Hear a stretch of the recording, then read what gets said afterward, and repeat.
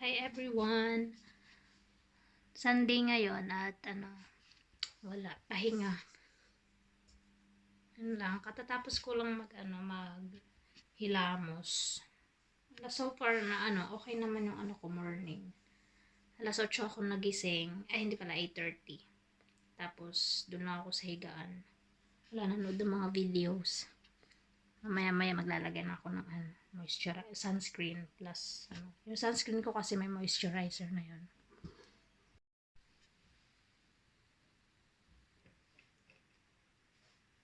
So, naglalagay na ako na yun ng moisturizer. Kakahilamos ko pa lang.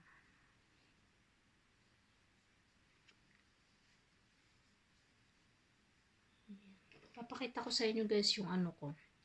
Siya, sunscreen na moisturizer na rin. Tapos, siya, anti-aging. Yan. Ito lang yung humiyang sa sa mukha ko. Kasi sobrang, siya, sobrang sensitive kasi ng mukha ko. Hindi basta-basta basta-basta lang maglagay ng kung ano-ano. Kasi dati nag-breakout ako ng sobrang dami. Yan. Ito lang yun. Kasi dati nagtry ako ng ng Nivea. Hindi ko alam tamang pronunciation sa English. Pero, Finnish ganun. Hindi siya naghiyang sa mukha ko. Ito lang. Tsaka mas mura siya sa compare dun sa ibang mga product. Pangmura lang siguro talaga yung mukha ko. Ayan.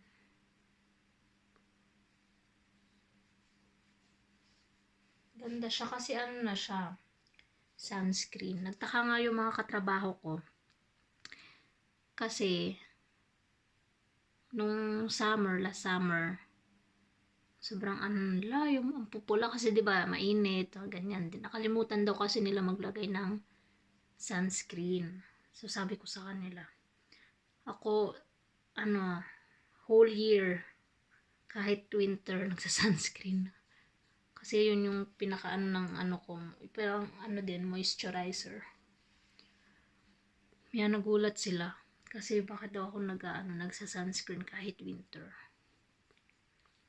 Na ko lang siya napanood ko lang siya dati dun kay Doktora Bello na mas maganda nga daw ilagay sa mukha yung sunscreen at hindi lang yung moisturizer lang na product. Dapat yung sunscreen yun ang mas maganda. So trinay ko siya and luckily yung nabili ko na sunscreen may moisturizer. Tsaka hindi siya sobrang tapang na same ng ibang product. Tsaka non-greasy. Yeah. Hiyang siya sa mukha ko. Yan lang. After ko mag-wash ng face, yan lang yung gamit ko. After. As in, siya, buong year, ito yung gamit ko. Hindi ako nagbabago ng marami akong stock nito. Kaya, every summer, bumibili agad ako nito. Ayan o. Mas mura siya, compare sa iba. Ayan. Meron pa akong dalawang nakatago dito. Kasi last time, naubusan ako, buti na lang. Merong parang sale dun sa store kung saan nakatira yung ate ko. So, dun ako pabili. Pero maliit lang siya. Ganyan. Maliit lang na bottle. Yan. Lagyan na ako na hikaw. Kasi guys, as you can see, Sunday ngayon and tomorrow is work na ulit. 1 week pala yung winter vacation ko. Tapos, yun, hindi naman kami nag-out of the country. Dito lang kami sa bahay. Tapos, winter activities lang. Ganun. Ayan. Balik na ulit sa ganyang hikaw. Kasi, mahirap pag mahaba ang hikaw sa trabaho. Lalo at mga bata ang kasama.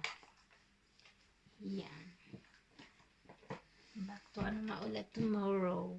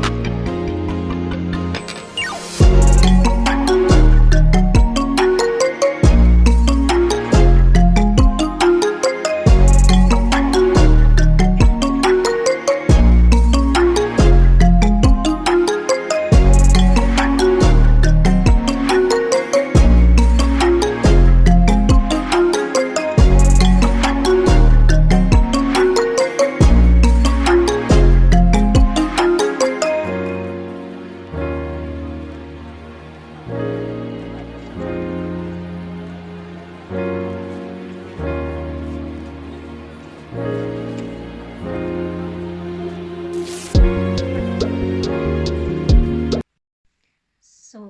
magtutupi muna tayo ng mga damit. Kasi sinampay na namin yung ano, yung nilaban ni Samu. So, tupi-tupi muna tayo kasi lalabas din kami mamaya, mag-walking. Kasi nung kanina, pagkagising namin, ang unang-unang tinanong talaga ni Samu is ano yung, ano namin, ah, plano ngayong Sunday. Kasi Sunday ngayon. So, nag-isip siya kung mag-i-ski kami. Sabi ko mag-walking na lang kasi Sunday. Parang pahinga na din.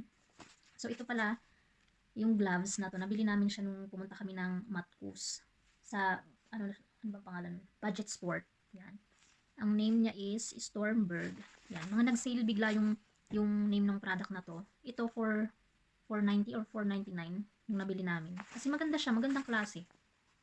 Nasira na kasi yung ano yung gloves ko na ginagamit sa trabaho kasi yon ang gamit ko talaga sa trabaho is yung wool na gloves. Tapos sa ilalim parang ganito siya. Yan, ito medyas kasi ito eh. So sa ilalim ng wool na gloves is yung ganito. May ganito akong isa pero manipis. So nilalagay ko siya sa ilalim ng wool gloves ko tapos sa ilalim din ng ganito is may another na manipis na gloves. So bali tatlo yung gloves na ginagamit ko sa trabaho pag winter kasi malamig. So ito medyo makapal siya. Tingin ko maganda naman siya na klase. Hindi ko alam bakit nag-sale. O siguro, patapos na kasi ang winter. Yan, maganda siya. Tas, kasi tinatanong din kasi ako ng mga bata sa Paibakuti, sa daycare, doon sa trabaho ko na, Joy, bakit sira na yung gloves mo? Sabi ko, wala pa akong time bumili.